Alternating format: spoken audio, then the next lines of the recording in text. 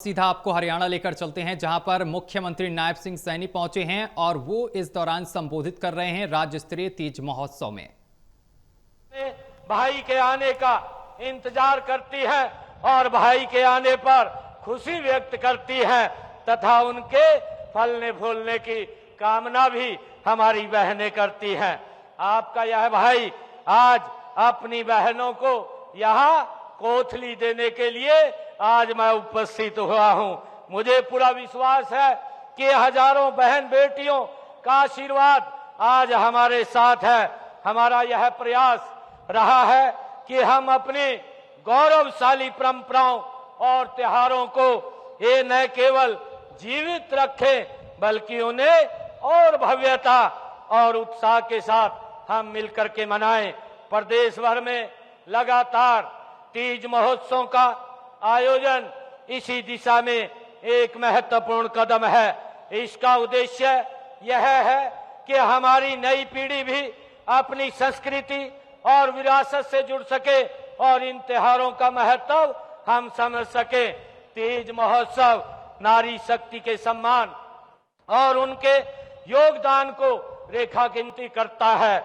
इसी के अनुरूप ही हम महिलाओं को स्वावलंबी बना करके उनके सशक्तिकरण को हमारी सरकार ये प्राथमिकता दे रही है। मुझे गर्व है कि आपके सहयोग से जो आदरणीय देश के यशस्वी प्रधानमंत्री आदरणीय नरेंद्र मोदी जी ने 22 जनवरी 2023 को बेटी बचाओ बेटी पढ़ाओ का आह्वान जो पानीपत की ऐतिहासिक भूमि से किया था, आज अगर हम 2014 से लेकर के आज 2025 को देखें, 2014 में हरियाणा का जो लिंगानुपात था वो 871 था, जो आज उसके अंदर बढ़ोतरी को करके ये 906 हो गया है।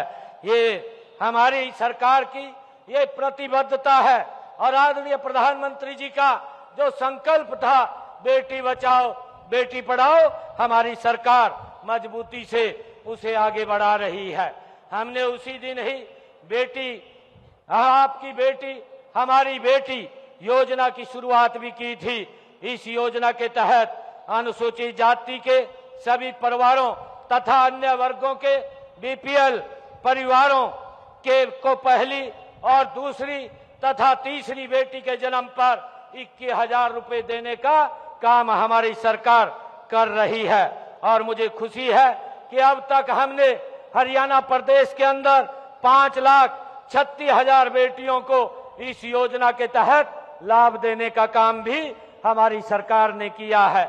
मुझे ये भी खुशी है कि महिलाओं को आर्थिक रूप से मजबूत करने के लिए राज्य में 66,000 से अधिक स्वयं सहायता समूह कार्यरत हैं। इनमें 5 लाख रुपए तक के ऋण लेने पर हमने स्टाम्प में ये छूट की गई है। प्रदेश में 33% राशन डिपो महिलाओं को दिए जा रहे हैं। अब तक प्रदेश में 252 जो राशन डिपो है वो हमने महिलाओं को देने का काम ये हमारी सरकार ने किया है। मुझे ये भी खुशी है कि गरीब परिवारों की बहनों को हर घर हर गृहिणी योजना के तहत जो हमने अभी पिछले दिनों कहा था कि जिन परिवारों की आय 1,80,000 रुपए से कम है, ऐसी परिवारों की बहनों के रसोई में 500 रुपए का गैस का सिलेंडर पहुंचाने का काम हमारी सरकार कर रही है। और मुझे ये भी खुशी है कि अब तक हमने 18 लाख बहनों की रसोई में हम 500 रुपए का गैस का सिलेंडर पहुंचाने का काम ये हमारी सरकार कर रही है। आज हमारी बहनें यहाँ एकत्र आई हैं। मैं माननीय प्रधानमंत्री आदरणीय नरेंद्र मोदी जी ने जो स्वतंत्रता दिवस 2023 के अवसर पर एक योजना लॉन्च की थी, लखपति दीदी योजना करने के जो आदरणीय प्रधानमंत्री जी ने घोषणा की थी, हमने हरियाणा प्रदेश के अंदर 5 लाख महिलाओं को लखपति दीदी बनाने का काम हमने लक्ष्य रखा था। और अब तक हमने हरियाणा प्रदेश के अंदर 2,10,000 बहनों को लखपति दीदी बनाने का काम ये हमारी सरकार ने किया है। और मुझे ये भी खुशी है कि हमने महिलाओं को, चाहे स्थानीय निकाय हो, चाहे पंचायती राज के चुनाव हो, उन चुनावों के अंदर हमने बहनों को 50% का आरक्षण देने का काम ये हमारी सरकार ने किया है। हमने हर प्रकार के आपके व बच्चों के स्वास्थ्य का ख्याल रखते हुए इसके लिए प्रधानमंत्री मातृत्व वंदन योजना, मुख्यमंत्री मातृत्व सहायता योजना, मुख्यमंत्री दूध उपहार योजना, महिला एवं किशोरी सम्मान योजना, ये जो हरियाणा के अंदर हमने चला रखी है। आपके स्वास्थ्य के साथ साथ आपकी सुरक्षा के लिए हमने हेल्पलाइन नंबर 1091 वो भी स्थापित किया है। महिलाओं के विरुद्ध अपराधों से निपटने के लिए हरियाणा प्रदेश के अंदर हमने 33 महिला थाने वो भी स्थापित किए हैं।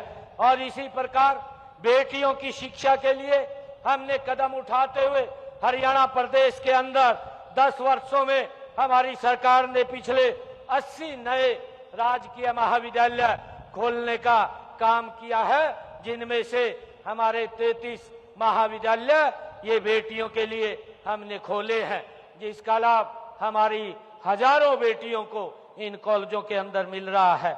मुझे ये भी खुशी है कि हम बहन बेटियों की शिक्षा, स्वास्थ्य, सुरक्षा, स्वावलंबन और सशक्तिकरण के लिए हमारी सरकार निरंतर काम कर रही है।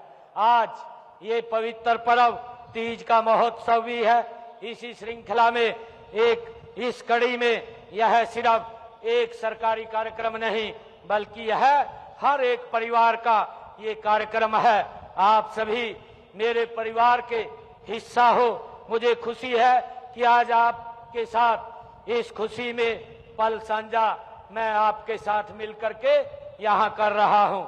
ऐसे आयोजनों से हमें आपस में जुड़ने और एक दूसरे को समझने का ये अवसर मिलता है। मैं तीज के इस पावन अवसर पर मैं ये भी कहना चाहूंगा कि तीज का यह त्योहार सीधे ही हरियाली से जुड़ा हुआ है और हरियाली पेड़ पौधों से आती है। हम पेड़ लगाएं तभी सावन में हरियाली आएगी और तीज का महोत्सव हम खुशियां से मनाएंगे। हमें आज ये संकल्प लेना चाहिए कि एक पेड़, जो आदरणीय मोदी जी ने कहा है, एक पेड़ माँ के नाम, उसके साथ हम बहनों को जुड़ करके एक पेड़ अवश्य लगाना चाहिए।